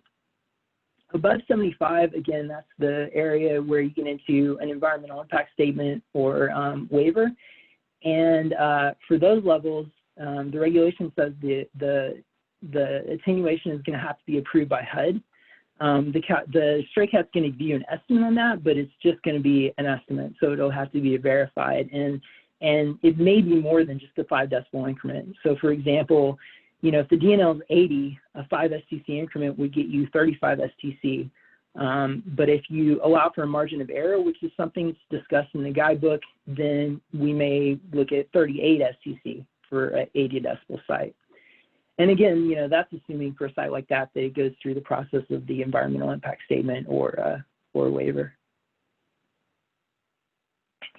So this is what StrayCat actually looks like. You can see you enter the basic project information there, and then the noise level for your noise assessment location, and then it will give you a target attenuation amount here. So here, just using the example we looked at earlier, 72 decibels, it's giving DNL, it's going to give you 30 STC as the required attenuation target.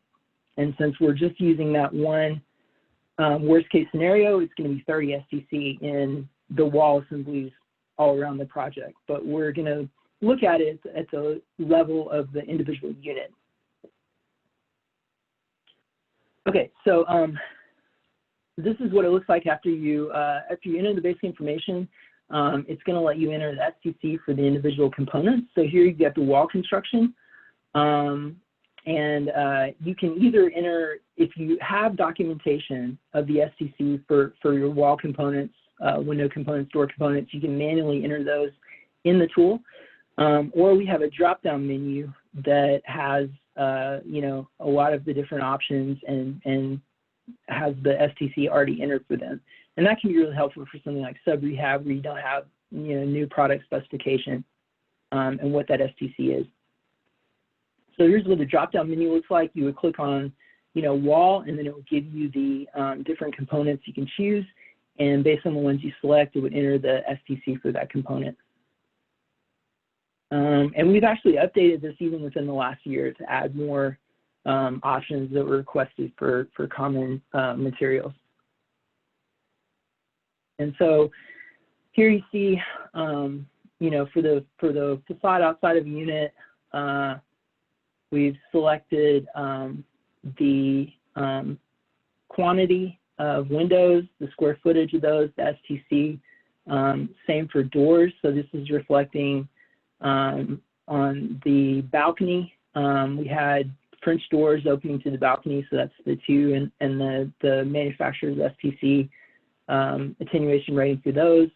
And then your wall, and so the tool is showing you that the projected attenuation from these is going to be 33.55, and that is going to meet your 30 STC. So this is showing in your environmental review that the required attenuation is achieved, and the only other thing would be including the backup of the STC ratings that you see here in the environmental review to document that that's the case. The architect, you know, concurrence that this is going to be incorporated in the project, and then that would become a condition. So one thing, you know, on this topic of attenuation, a question that we actually had in the registration was, what about when you have a climate that, you know, doesn't require air conditioning? Are we assuming that air conditioning is included? So yes, the Noise Guidebook has a section that discusses that, and it says, you know, really the first step in attenuating noise in the structure is going to be having mechanical ventilation. So if you don't have mechanical ventilation and windows have to be open, you know, if you can configure them away from the noise source, that might work in some cases. That would have to be calculated based on the noise assessment location outside the part of the building where those windows are. But if they have to face the noise source, it's going to be difficult to attenuate without having, you know, air conditioning in the building, and sort of the closed acoustical system that provides. So we talked about another mitigation option is site configuration. So this is actually an image from the Noise Guidebook itself that has a garage building that's shielding some units. And so, you know, this is an example of how you might use, it's blocking them from a highway, providing attenuation. And this is more of like a real world example where you have, you know, the intersection of a couple of highways, you know, a lot of noise generation, and then you've used, the buildings are not shielded from the highway, but the buildings are actually shielding the common area, and it's also placed as far away from the highways as possible. So the site configuration is giving you as much attenuation as you can get just from the layout of the site.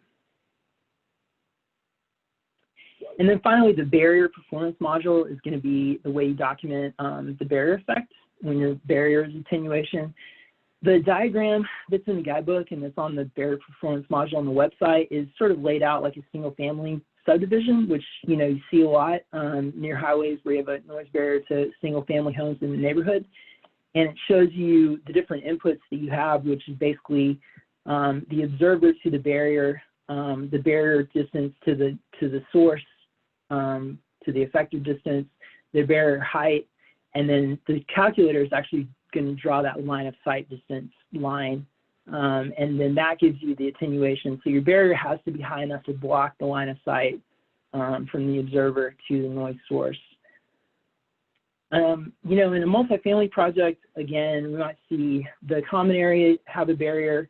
You're not going to usually have the barrier blocking the whole building, but one question we had in the registration, and one thing that comes up, is what about the building itself providing attenuation? So this is an actual project where you had a long-term care facility that had a rooftop deck, and you had a barrier effect, a rail line very close below the building, and then you had the actual roof line of the property providing a barrier effect to protect the upper deck from rail noise. And so how do you calculate that? So basically, this is the path of sound. It's diffracting, again, around the edge of the building, and there's a setback of that deck from the edge. So that's why you have, you know, some shielding there. And so basically, you would use the same layout here, but in this case, your observer is going to be a little higher than your barrier height.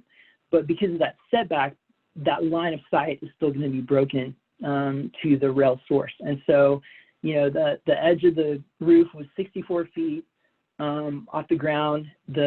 Adding 5 foot to that is the observer height of 69 feet. And then you had about a 13-foot setback, so that's the D from the barrier roof edge to the people on the roof deck, 47 feet from the edge of the structure at the ground to the rail line. And then alpha, the angle subtended by the building, it was pretty much blocking the entire view of the railroad because you had setback on all sides of the roof. So except the very far distance, you couldn't see the rail line. So the angle that is blocked or subtended by the barrier is 180 degrees, which is the max you can have.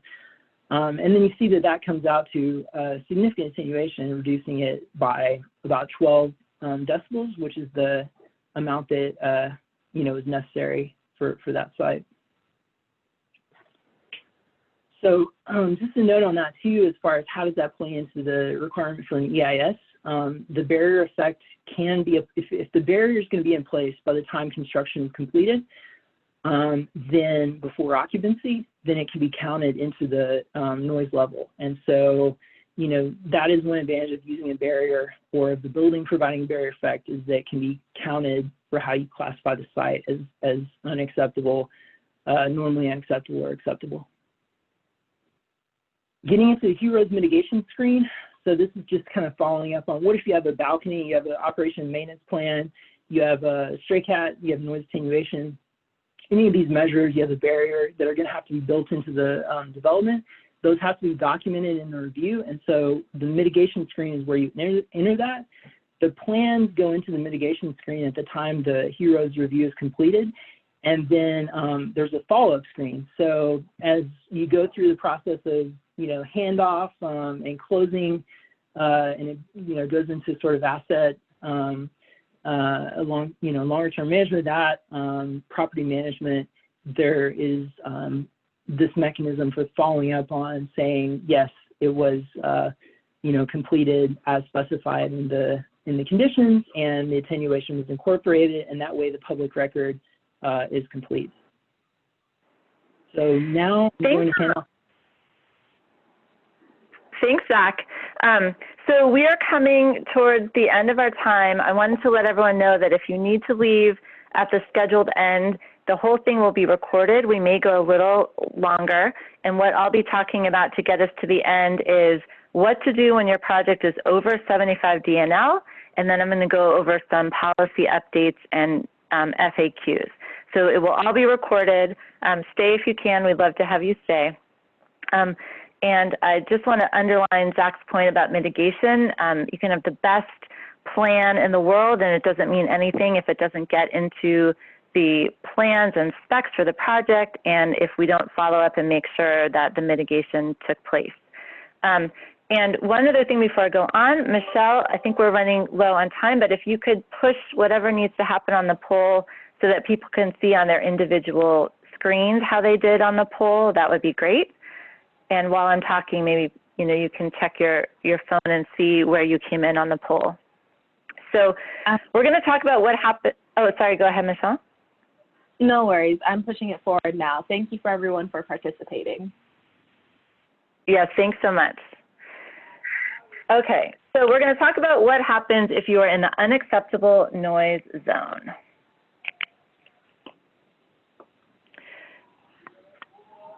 Okay. So the regulation generally prohibits new construction or projects that convert to residential use in the unacceptable noise zone. In order to proceed, a project must do one of three things: either complete an environmental impact statement or receive a waiver of the environmental impact statement requirement, get approval of the site from the Assistant Secretary for CPD, and get the approval of the noise attenuation by the Assistant Secretary for CPD. Again, remember that our training today is targeted for FHA partners, so we're talking about Part 50. So housing staff have three options when applications come in with a project over 75 DNL. The first is to reject the project.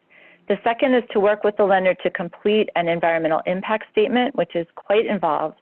And the third is to pursue a waiver of the EIS requirement. That's an option if noise is the only unresolved issue at the site and the HEROES review is complete for all related laws and authorities and environmental assessment factors, and HUD approves the mitigation plan to achieve 45 DNL indoors and 65 DNL outdoors where there are noise-sensitive uses. For lenders with projects over 75 DNL, here's what HUD needs to consider an EIS waiver.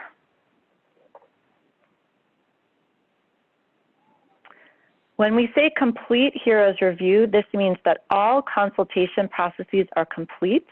So we can't process an EIS waiver if we're waiting for a memorandum of agreement on historic preservation or waiting for consultation with U.S. Fish and Wildlife on endangered species.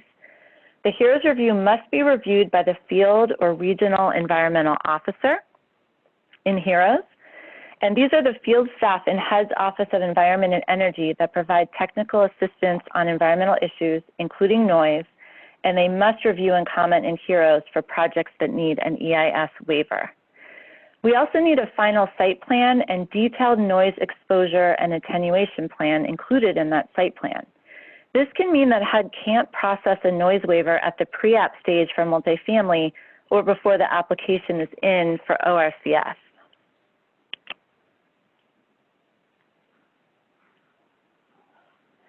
So the lender role is, this is what we need to keep things going smoothly. So at a minimum, we need you to identify the noise issue in the pre-application or application. And in fact, what we really want is you to raise the noise issue at the concept meeting for multifamily or via lean thinking for ORCF well before you submit your application. Explain why HUD should consider an EIS waiver for this project. Why is this noise impacted location good for housing? And finally, we need you to commit to providing the information that HUD needs. We may need updated site plans or special studies to support the EIS waiver request. HUD has a new system of early EIS waiver team coordination. We ask that housing staff alert the field and regional environmental staff and me, the PICO, as soon as they know they will need to request an EIS waiver. We will then assemble the waiver team with the aim to review the noise calculations and mitigation plans and identify any other environmental issues as early as possible so that when a project is ready to officially start the waiver process, it will go as quickly and as smoothly as possible.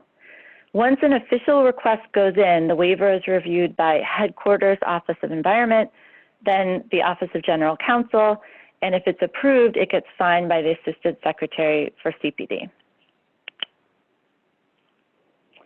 So as I mentioned before, we have discussed many FAQs and policy updates throughout the presentation, but let's go through a few more to end our day.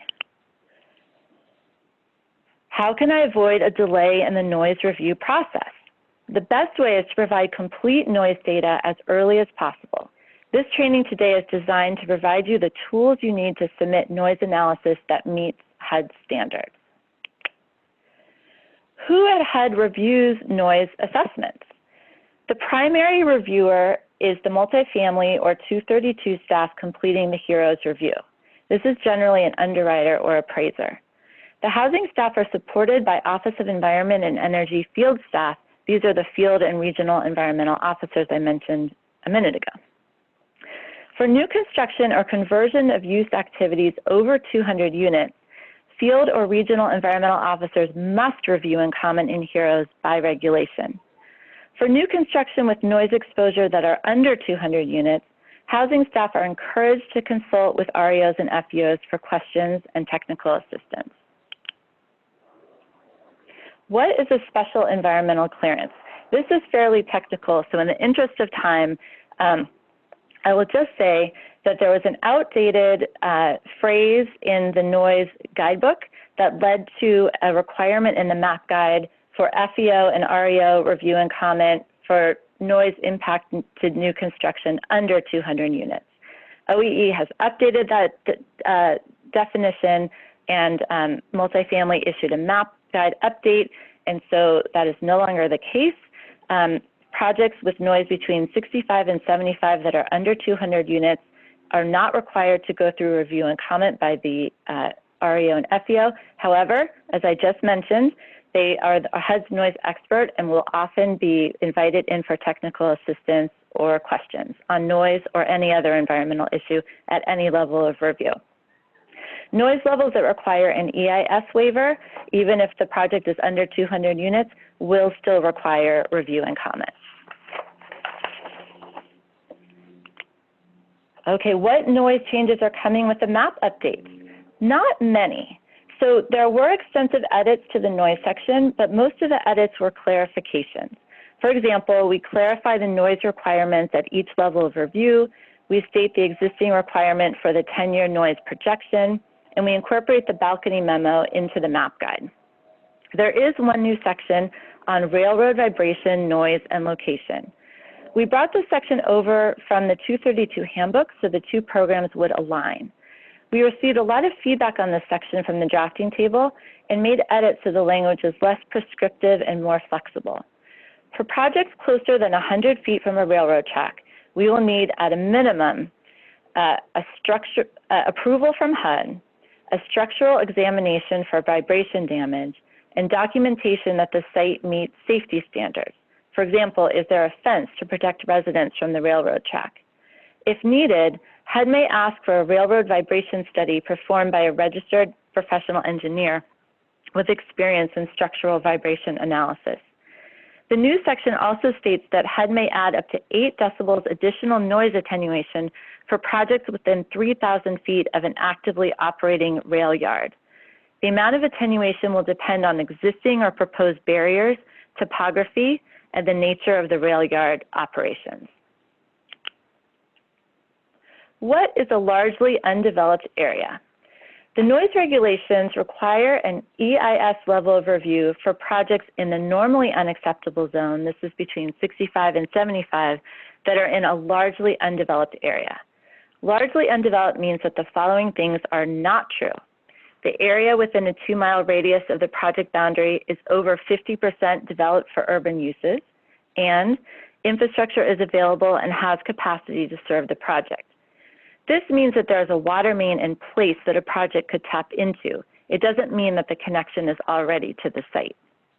We recommend reaching out to your housing contacts if you have any questions about a potentially largely undeveloped site. What average speed for a given road should I use in the noise calculator? Use the posted speed limit for the average speed. The speed limit may be different for cars and heavy trucks. We sometimes get questions about actual versus posted speed limits due to traffic or speeding, but the posted speed limit is defensible and gives a reasonable average speed. If there is no posted speed limit, you'll need to get this information from the relevant transportation agency.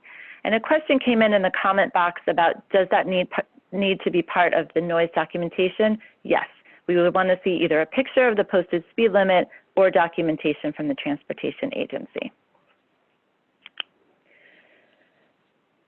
Here's a really important one. I've heard there's a 1 decibel tolerance that may be used for noise calculator results. Is this true? No, this is not HUD policy. You may have seen this in old noise presentations or materials, but this is no longer in effect. The noise calculator currently displays results in whole numbers or integer values. HUD's position is that this appropriately reflects the level of accuracy of the tool, so a 1 decibel adjustment is not necessary. Okay, we'll end with some resources. Okay, great. So here are some really good resources for additional information about HUD's noise regulation. The first link is to the noise website on the HUD Exchange, and you will find all the other things listed, plus all the noise tools, guidebooks, and other information there.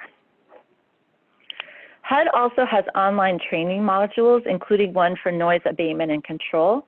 This goes over a lot of the material we covered today, but it's for a general audience, not FHA specific, and you can take it at your own pace. Housing also has an environmental webpage that includes links to program guidance. You can find lots of information related to FHA and environmental reviews here. For noise, I'd like to point out links to the balcony memo and the map update related to the review and comment and normally acceptable noise zones that I mentioned a minute ago. So earlier I mentioned an upcoming webinar. This is for HEROES training for FHA partners, both multifamily and ORCF. We'll cover how to determine the correct level of review for FHA projects, how to complete the HEROES screen as an FHA partner, troubleshooting HEROES, and questions and answers. And it's designed for people brand new to HEROES and for people with HEROES experience. The next slide has links to past webinars. All of the materials are posted and the recorded webinars are posted at these links. And this webinar today will be posted with all the material in a couple weeks. So now we have 3 minutes, but we also can stay on for 10 minutes after our scheduled time, and we can take any questions that have come in. And remember that we are only accepting questions related to FHA programs, and we can't accept questions about specific projects. Hi, Sarah. There was one question that came in actually while you were talking that I wanted to mention, which I don't think I covered, which is about stop signs and the distance to a stop sign factor. And so usually we're looking at, are we within 600 feet of a stop sign? And we often get the question of, does a traffic signal count as a stop sign? And so the answer to that is no, a traffic signal does not count as a stop sign.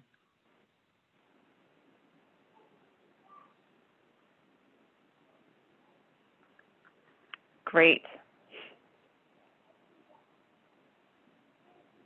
And there was also a question about the example and the percentage of medium trucks, because that is an arterial roadway. And so we said, you know, one option for the default there would be to split 92% autos, 4% medium trucks, and 4% heavy trucks. You know, we could do that. The other option would be to count them as heavy trucks. So the calculation counted them as heavy trucks, but you could optionally, for that example, you know, since it is non-highway, split the heavy trucks into 4% medium, 4% heavy, which would actually be more than, you know, with the heavy truck percentage being, you know, 3% from the agency, you know, would be have a minimal impact on the outcome, but I just want to mention that.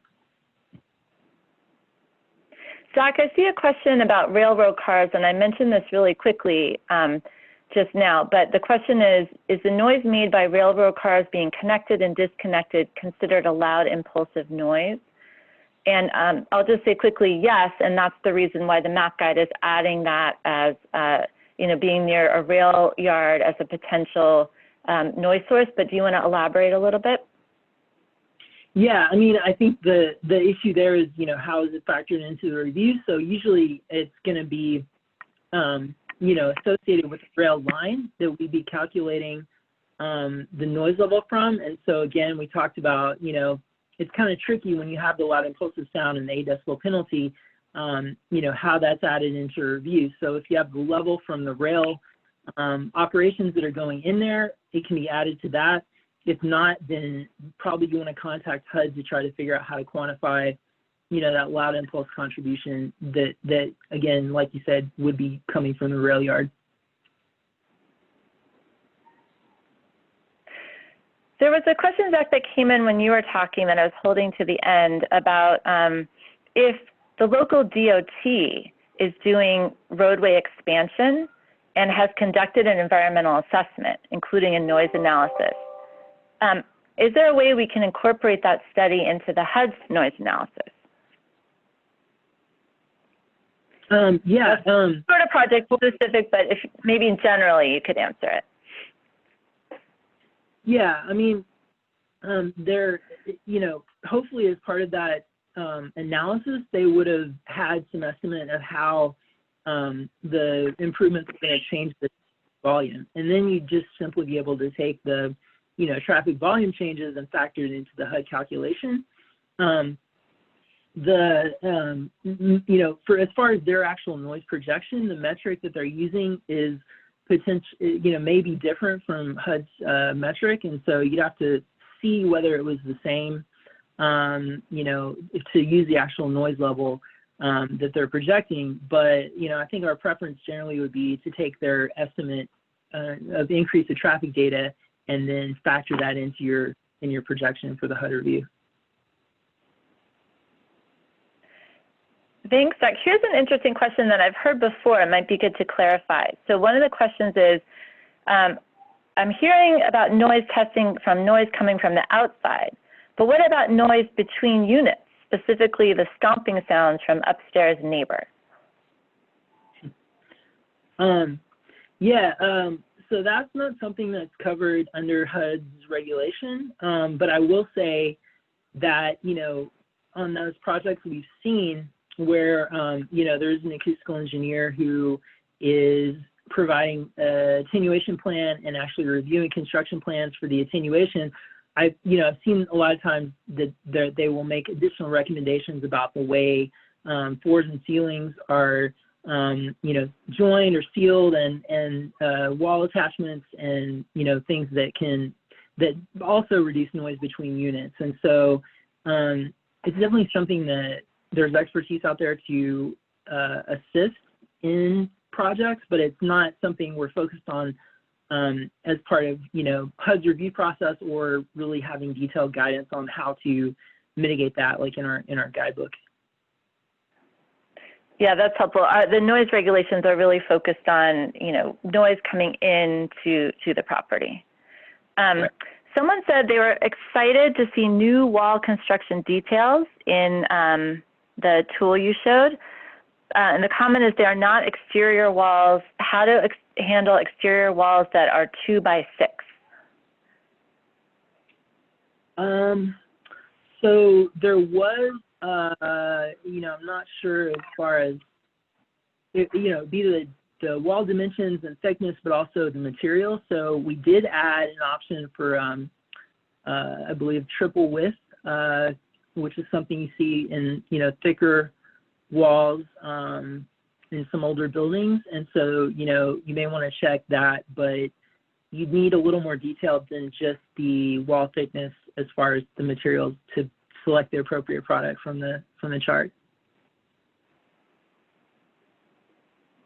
Great. Someone asked about the upcoming HEROES webinar, and it's true there is no registration link yet, but I believe that since you registered for this one, you will get a notification when that link goes live, and we'll also be sharing that information widely.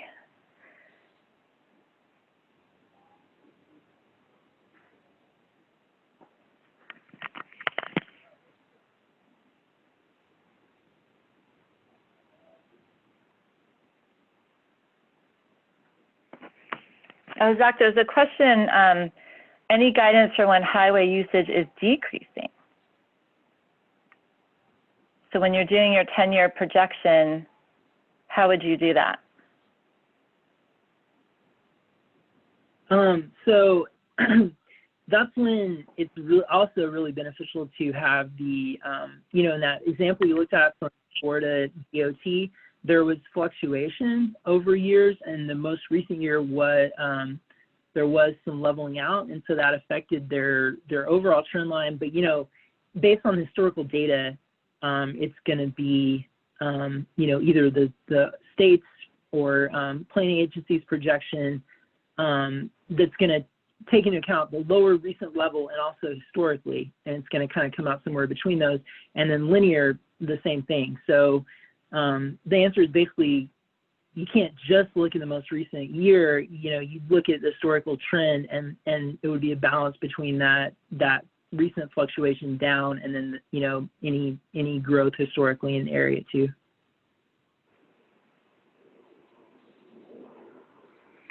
Zach, I wonder if you've heard this question before. If you have a lack of data from the train company, can you use YouTube videos from Train Chaser?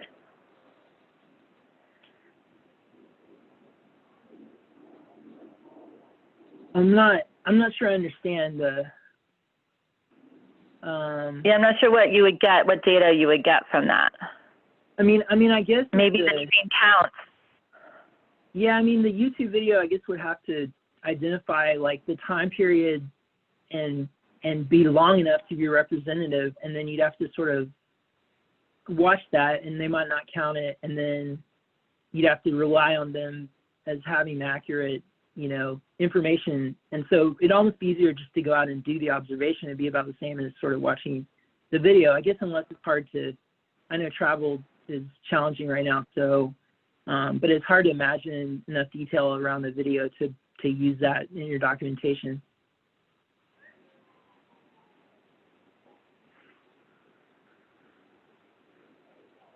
Okay, we have another 3 minutes before we cut off.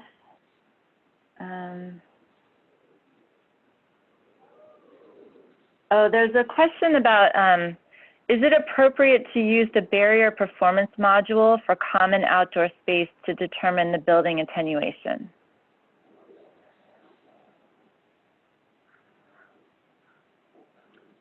Yes, that would be common. If you have an outdoor space that requires attenuation, then a barrier is often the, you know, preferred solution for that. And so it would be the same as the, you know, in the diagram we looked at, the representation of the single family home, it would be your common area. And it would be the same, you know, what is the height of the wall, how far is the common area from the wall, how far is the, you know, wall, the barrier from the noise source. Is the same geometry for that. A few people have asked about how to get the slides. So there's a link to them in the chat box. There was also a link to them in the reminder email for this webinar, and they will be posted up afterwards with the recorded webinar. We did make a couple of small edits just last night, and so I recommend if you pulled it off before, go ahead and pull a fresh one down from the chat box, or you know, the one that will be posted.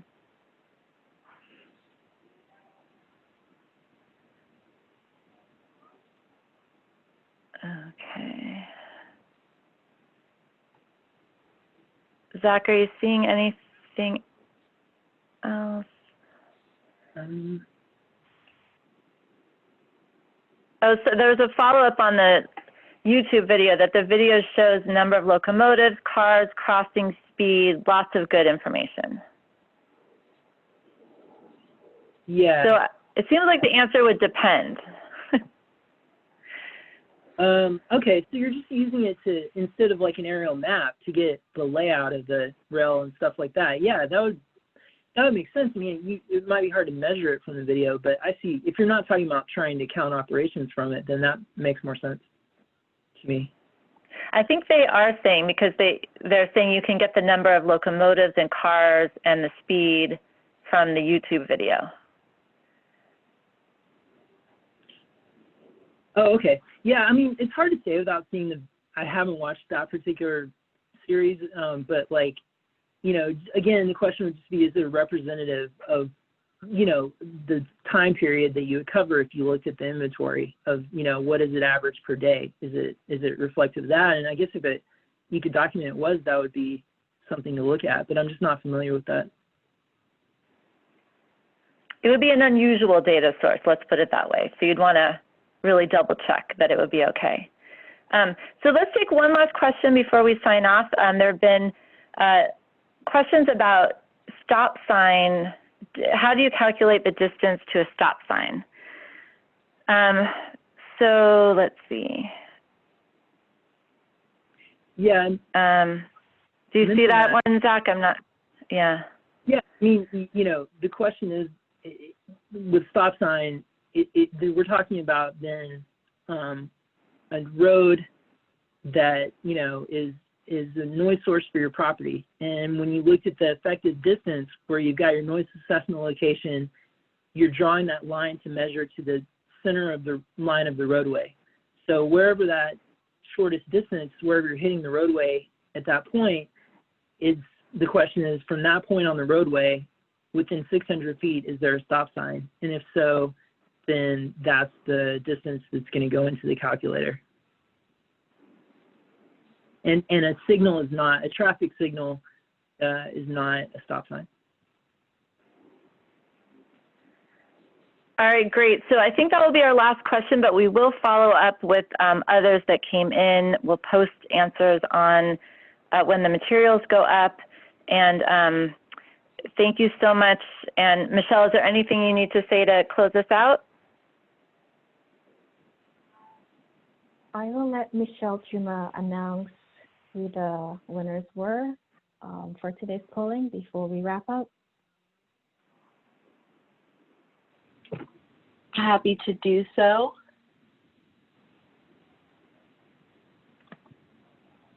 Thank you again to all of our participants. The top 5 respondents are in first place was Sarah, second LPK, 3 TNA, 4 Ann H, and 5th place Bruce Shaky.